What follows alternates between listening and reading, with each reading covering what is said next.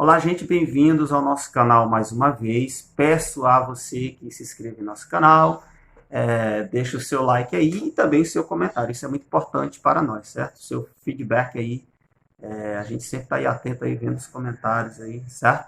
Mesmo que a gente não possa responder a todos, mas estamos sempre dando uma olhada aí no feedback de vocês. Gente, vamos tratar de um assunto hoje bem interessante. Eu gosto muito desse assunto aqui. Como a Bíblia foi escrita e compilada. É um assunto que vocês sabem que aqui no nosso canal a gente trabalha muito sobre essa questão de crítica textual, né? Eu sou um pesquisador na área, então a gente está aqui aprendendo junto também. Tem alguns materiais que tratam desse assunto.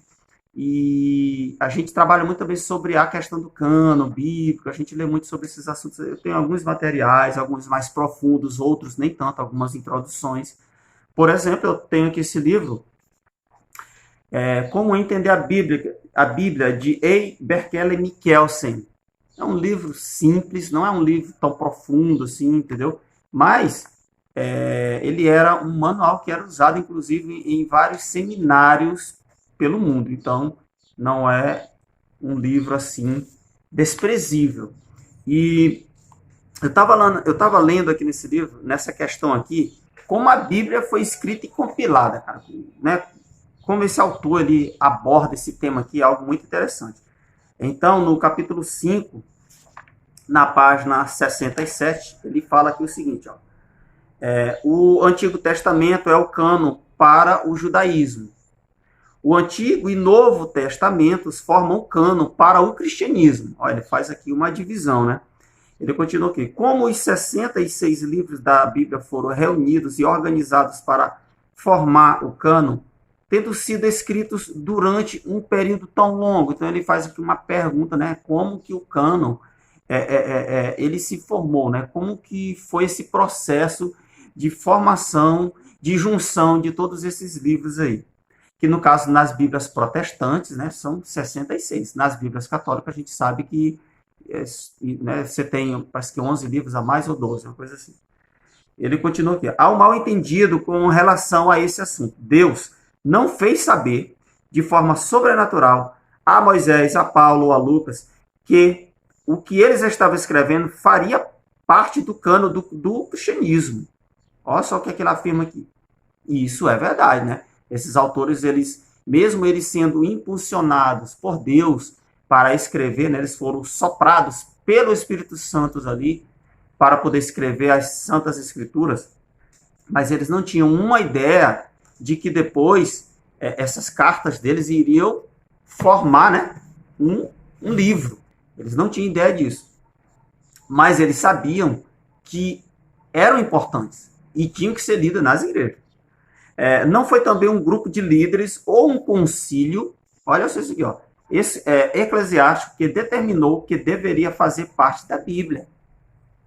Na verdade, olha só isso aqui, ó, o cânon foi estabelecido por meio de um processo que durou entre 50 a 250 anos para o Novo Testamento. Olha só como é que o cânon ele foi estabelecido aqui, ó. E provavelmente mais tempo ainda em relação ao Antigo Testamento. Mas o que eu achei interessante foi sobre o Novo Testamento, de 50 a 250 anos, para que o cânon fosse estabelecido do Novo Testamento. Por que essa parte eu achei interessante aqui? Porque volta e meia a gente ouve falar aí que quem estabeleceu o cânon do Novo Testamento foi Constantino.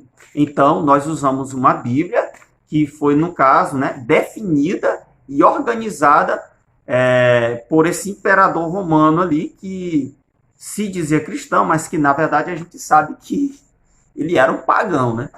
Disse que só no leito de morte que ele foi batizado e talvez ele tenha se tornado realmente cristão ali. Okay? Mas esse não é o tema do nosso vídeo. Fato é de que ele era o imperador numa época em que o cânon ele foi oficializado de forma documental. E isso é verdade, lá no Concílio de Nicéia. Mas algo interessante também que muitas vezes a gente não nota é que Constantino mesmo se dizendo um cristão, ele não tinha todo esse conhecimento vasto, erudito, para poder estabelecer ele quais eram os livros que deveriam entrar no cânon do Novo Testamento, né? E os livros que, no caso, iriam ser rejeitados. Ele não tinha esse conhecimento.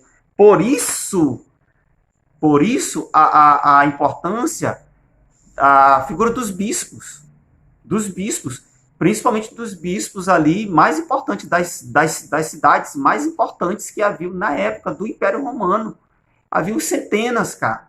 Então, por isso que foi ali organizado um concílio para determinar, olha só, algo que já era usado pela igreja primitiva, desde a igreja primitiva. Por isso que ele fala aqui, ó, que o cânon, ele durou de 50 a 250 anos para ser estabelecido. Por quê? Porque foi visto que aquilo que a igreja tinha como sendo algo vindo de Deus e também aquilo que era falso. Porque a gente sabe que havia várias cartas ali que foram escritas por seitas, inclusive, né? Para desfazer aquilo que tinha sido escrito nos evangelhos, exemplo. Okay? Então, as seitas, para poder moldar os ensinos cristãos àquilo que eles achavam que eram certo, eles escreveram as suas próprias cartas, que foram chamadas até de pseudepígrafes, ou apócrifas também do Novo Testamento, para poder se enquadrar aquilo que eles achavam que era o certo. Então, mas só que foi visto que aqui, gente, aquilo que era lido na maioria das igrejas, aquilo que era realmente unânime, por exemplo, os 4 evangelhos, era unânime, ou seja, aquilo ali já foi decidido muito tempo antes do concílio, que aquilo era canônico. As cartas de Paulo, todas elas eram unânime. Então não foi Constantino que decidiu nada, filho, ele só assinou ali com a caneta, ok? Só com a caneta, mas o cânon já tinha sido estabelecido antes, pelo costume da igreja, que a gente pode também aqui chamar de tradição, né? Nesse caso aqui, sim. A gente tem que ver esse lado, e esse lado é importante também, inclusive para a crítica textual. Ela vai olhar tudo isso daí, além de analisar, é claro, os documentos que foram achados, né, na arqueologia bíblica. Então, gente, quando vocês ouviram as pessoas falando, foi Constantino que decidiu, peraí.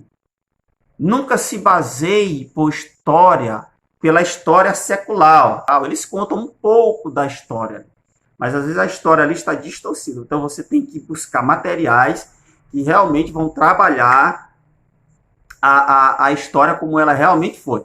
Exemplo, que eu dou uma dica aqui, ó, compre livros sobre a história da igreja ou a história do cristianismo. Por exemplo, eu comprei esse box em dezembro. Esse box aqui. Já até mostrei, já tem até review dele aqui, ó. História Ilustrada do Cristianismo. São 2 volumes. É caro demais? É caro sim, filho. Você tem que investir em conhecimento. Ou você invista, ou você vai ser um eterno papagaio, né? Você só vai falar o que os outros falam por aí. Muitas vezes não fala certo. Não falam coisas que são realmente a história, vamos dizer assim.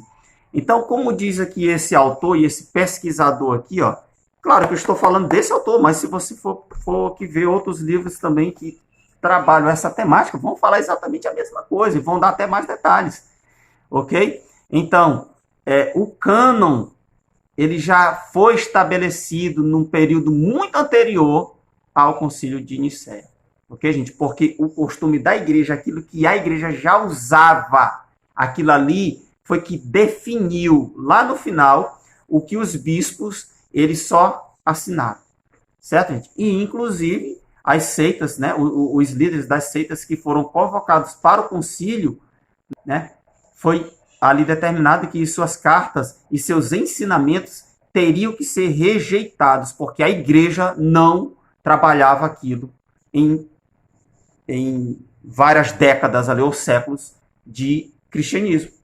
Então, cara, é assim que se trabalha. Tá, gente? Então, um vídeo bem simples aí. Espero que você tenha entendido aí esse nosso assunto. É bem interessante. Olha, esse assunto aqui é muito vasto, tem muito mais coisas. Depois a gente vai trabalhar mais outros assuntos. Inclusive, aqui tem uma parte que ele trabalha só sobre o cânon do Novo Testamento. Ó. Tá tudo marcado, o assunto para um outro vídeo aí.